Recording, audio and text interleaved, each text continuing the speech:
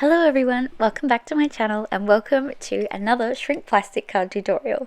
I love making these cards, they are my favourite, and today I've made this adorable birthday card with these little squirrels having a barbecue with a whole bunch of barbecued food shrunk down to make custom shaker elements. So let's get started. I needed a white card base and some white cardstock for this. I needed my Let's Go Nuts stamp set by Lawn Fawn and my Let's Barbecue stamp set from Lawn Fawn. To get started, I'm using some manatee ink and stamping out all the barbecue foods onto my white background. I probably could have gone lighter, maybe even jellyfish, although that's really light, but I just wanted these to kind of fill in the background a little bit so that it wasn't so plain. For this, I just used the images one at a time, stamped them sporadically all over the place on different angles until all the gaps were filled.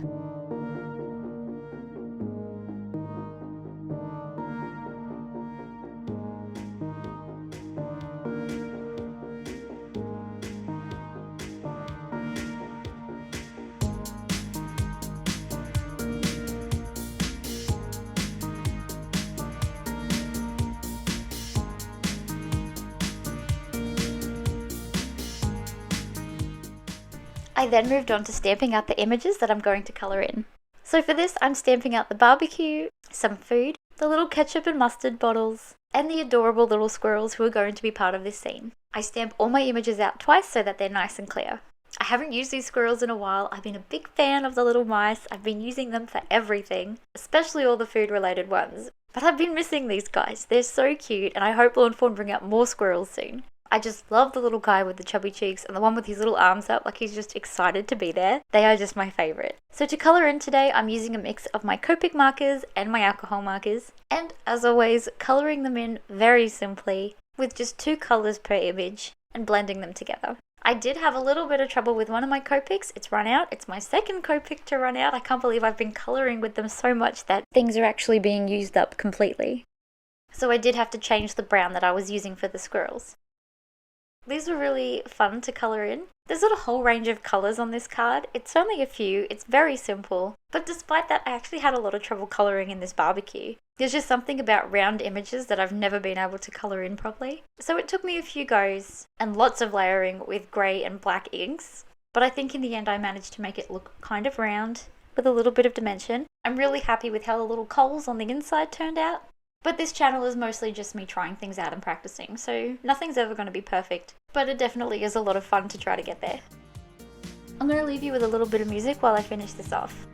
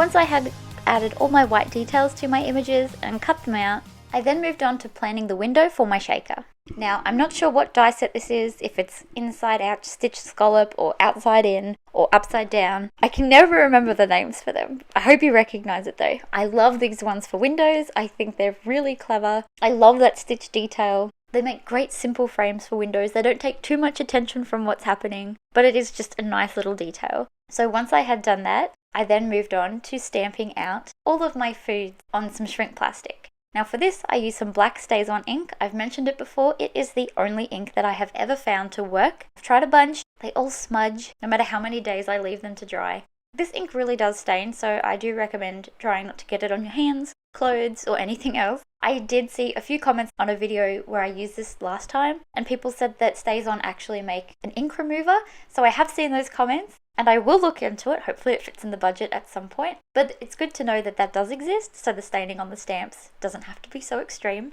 Because I'm sure you can agree that it's a little bit hurtful when your stamps are no longer crystal clear, whether it's staining from ink or they discolor over time and don't look perfect like when you first get them. So for my background, I decided to go over it with some white gold sparkle, has to have some sparkle somewhere, and I also did some black soot distress oxide ink. This is probably the only thing I don't like about this card because it worked. The colour was right, but at the same time it looks like I've got like dirt or something all over the card. It looks like it's kind of not meant to be there. If I were to make this card again, I'd probably leave the black sprinkles out just because it just looked a little bit funny. Maybe if I had done grey or red to tie in with the food, maybe that would have worked a little bit better. I don't really believe in starting all over again. The card was still going to work with those flecks on it, so I just kept going. I did start colouring my shaker elements in while they were still all one piece, and then I remembered that just because the StazOn ink doesn't smudge doesn't mean my Copics won't, as I'd need to put my hands all over it cutting them out. I have found that shrink plastic works perfectly with metal dies. Run it through your die cut machine, it will be fine, but I don't own the dies to a majority of my stamps. I cut everything out by hand. So if you're like me and you do that, I do recommend cutting them out before colouring them in, just so that your marker ink doesn't smudge everywhere. Now for the fun part. We're going to start shrinking them, and I'm going to leave pretty much all of this footage in because if you're anything like me, watching these things shrink down is just so much fun. There is just something about your favourite images getting shrunk down to these tiny little things. I will put them all on the stamp set at the end for size comparison. And watching this back, I can understand if it's like infuriating that I keep letting these little images fly across the plate. The reason why I don't hold them down too hard is because I have noticed in the past when I do that, my tweezers will actually leave a mark. Or sometimes it warps the little images, or worst of all, pressing it down onto the plate makes the ink or the marker ink, because it's so hot, stick to my plate. And then it's impossible to peel this little thing off, especially as it cools down. So they are all things that have happened, and I've learned from experiencing them myself. So I really don't put a lot of pressure on them. That's why my heat tool just sends them across the plate every few seconds.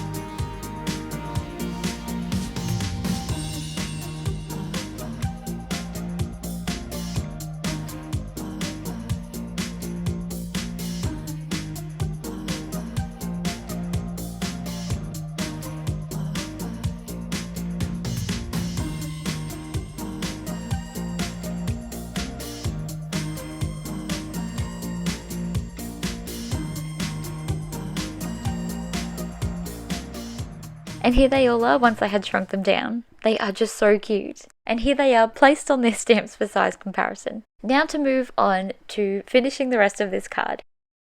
I rounded the corners of my background just because I feel like it neatens things up nicely. And here is where I get a little bit ahead of myself for a couple of steps. I really should have focused, but I was a little bit too excited now that my shaker elements were done. I went and added all of my adhesive craft foam. Before I did this, I should have put my clear acetate or window sheet, depending on what you call it. I should have put that down on the back of this window first. So if you plan on making this card or any shaker card where you have to add dimension like this to the back, please do that first. It did make things a bit difficult a bit later. Aside from that, here I am putting down my adhesive craft foam. Because I'm not using fine things like glitter, I don't really have to worry if there's little gaps at the back because these shaker pieces are so chunky, they're not really going to get lost. So I can afford to have a few little gaps there. So as you can see, putting in that clear acetate, it was quite a difficult experience and it would have been a lot easier had I just stuck that down first. Another thing that I wished I had thought of earlier was sticking down this little insert so that my background continued through the shaker window. I did put just a little bit of glue on the back of it so that I could line it up with the front, but if I hadn't stuck that foam down first, I could have just stuck all of this down flat, glued that into perfect place, no worries, and then done the other steps like the acetate and the foam. So like I said, I just got a little bit ahead of myself. I was so keen to finish this card, and instead I managed to give myself about 10 minutes more work trying to work these things out.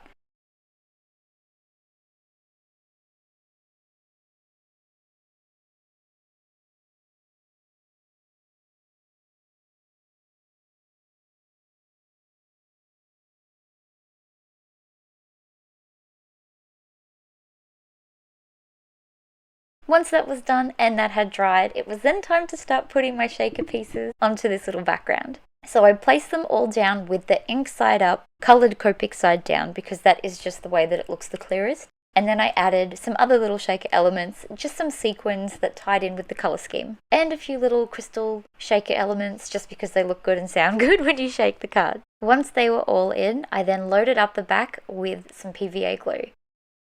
I could have used double-sided tape if I wanted to, but I find that glue is just always better. Double-sided tape sometimes isn't as reliable in the long run, so I know with PVA glue at least it's really going to stick down and stay down.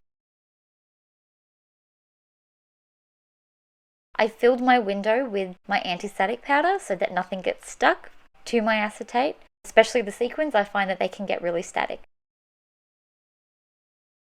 Once I was happy with everything, I then carefully placed this down. I then gave it a little bit of a push everywhere so that the glue would move around and stick that foam down completely.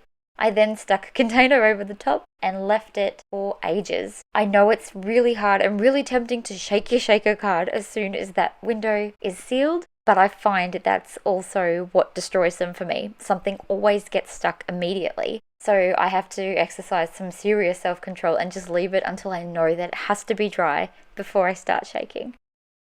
For my sentiment today, I'm keeping it super simple. I'm just doing a white heat embossed happy birthday on a black banner, and this is going to go at the top of the card. I figured this card could be used pretty much for any occasion. It's a little bit more on the masculine side, so you could use it for Father's Day as well, or Dad's birthday, husband's birthday, an anniversary card, or anyone who likes to barbecue.